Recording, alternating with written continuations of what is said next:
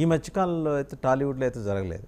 అవును. ఈ మధ్య అంటే గడిచిన 10-15 ఏళ్ళు ఒక రకంగా రామారావు ఇండస్ట్రీ గారి శత జయంతి వేడుకలకి దాదాపు ఇండస్ట్రీలో అన్ని కుటుంబాల హీరోలు హాజరయ్యారండి.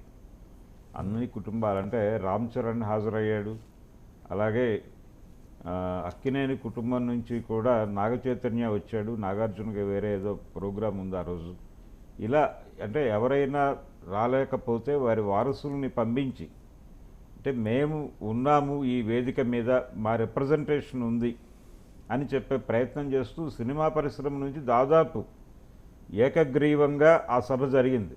శకపురుషుడు సావనీర్ ఆవిష్కరణ సభ అంటే అది సావనీర్ ఆవిష్కరణ సభ అన్నారు కానీ నిజానికి ఎన్టీఆర్ శత జయంతి ముగింపు వేడుకలు. ఆ ముగింపు వేడుకలు చాలా బిగ్ స్కేల్లో జరిగింది. రకరకాల అంటే చాలా ప్రాంతాల నుంచి, కర్ణాటక నుంచి, అక్కడి నుంచి కూడా అభిమానులు వచ్చారు, అలాగే హీరోలు వచ్చారు. వీళ్ళందరూ ఎన్టీఆర్తో తమకున్నటువంటి అనుబంధాన్ని ఆ రోజున పంచుకున్నారు. అలా ఇప్పుడు బాలకృష్ణ గారితో కూడా అలాంటి సందర్భమే దాదాపు. అంటే వెంటనే 2 ఈవెంట్లు మనం చూడగలుగుతున్నాం ఈ లెవెల్లో. తమిళ నుంచి ఎవరెవరు వస్తారు అనేది ఇంకా తెలియాలి. మమ్ముట్టి అయితే వస్తున్నాడు అనేది, రజనీకాంత్ వస్తున్నారని సమాచారం అండి. రజనీకాంత్ డెఫినెట్గా వస్తాడు. ఆయనకి ఎన్టీఆర్తో ఉన్నటువంటి రిలేషను, ఎన్టీఆర్తో ఒక సినిమా యాక్ట్ చేశాడు తను, టైగర్ అనేటువంటి సినిమాలో ఎన్టీఆర్తో యాక్ట్ చేశాడు. అలాగే రిలేషన్ రెగ్యులర్గా హైదరాబాద్ వస్తే ఎన్టీఆర్ని కలిసేవాడు ఆయన ఆ రోజుల్లో.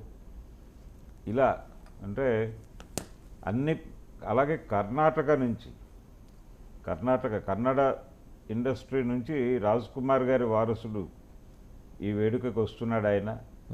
ఆ ఫ్యామిలీతో కూడా అప్పటి నుంచి రిలేషన్స్ ఉన్నాయి వీళ్ళకి.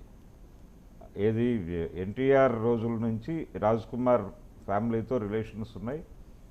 ఇంకా అంటే ఆయన సన్నిహితుడు, ఆయనతో సినిమాలు చేసినటువంటి హీరో శివాజీ ఫ్యామిలీ నుంచి ఎవరన్నా వస్తున్నారా అనేది ఒకటి చూడాలి. ఇలా ఒక గ్రాండ్ ఈవెంట్ అయితే జరుగుతోంది.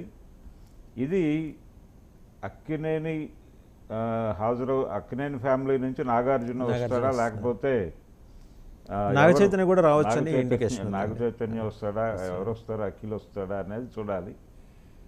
ఎవరు వచ్చినా కానీ ఇది సినిమా పరిశ్రమ నిర్వహిస్తున్నటువంటి వేడుక. బాలకృష్ణ గారికి మలయాళ ఇండస్ట్రీతో చూస్తే కనుక మోహన్ లాల్ గారితో కూడా ఒక అసోసియేషన్ ఉంది. అవును, ఉంది. ఆయనతో ఒక సినిమా ఏదో కూడా, గాంధీవం సినిమాలో ప్రియదర్శన్ డైరెక్టర్. ఆ సినిమాకి ప్రియదర్శన్కి ఒక సెంటిమెంట్ ఉండేది. ఆయన ఏ సినిమా ఏ భాషలో తీసినా కానీ ఫస్ట్ షాట్ మోహన్ లాల్ మీద తీయాలి అనేది ఒక సెంటిమెంట్ ఆయన.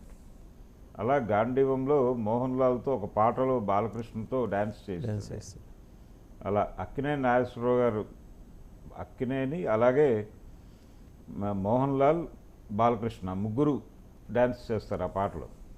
రోజా హీరోయిన్ ఆ సినిమాలో, గాంధీవం.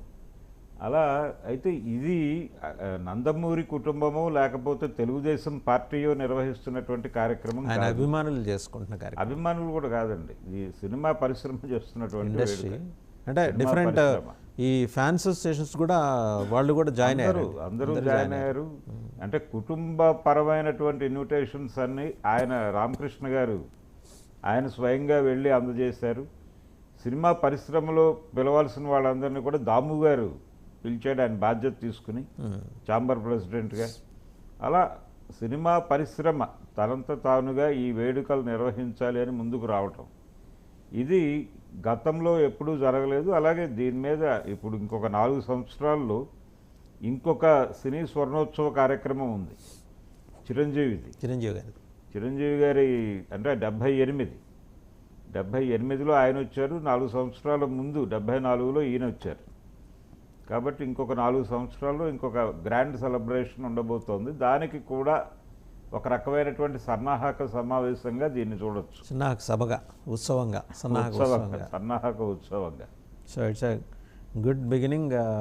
ఈ సంవత్సరంలో అంటే చూస్తే కనుక ఇటువంటి వేడుక జరగటం అనేది తెలుగు ఇండస్ట్రీలో శుభ పరిణామంగానే చూడాలి. ఇక నెక్స్ట్ దీనికి వెళ్తే ప్రభాస్ ఇచ్చిన ఆఫర్ని ఒక స్టార్ డైరెక్టర్ తిరగొట్టేశాడు సార్. ఎందుకని కారణం ఏంటి ఆయన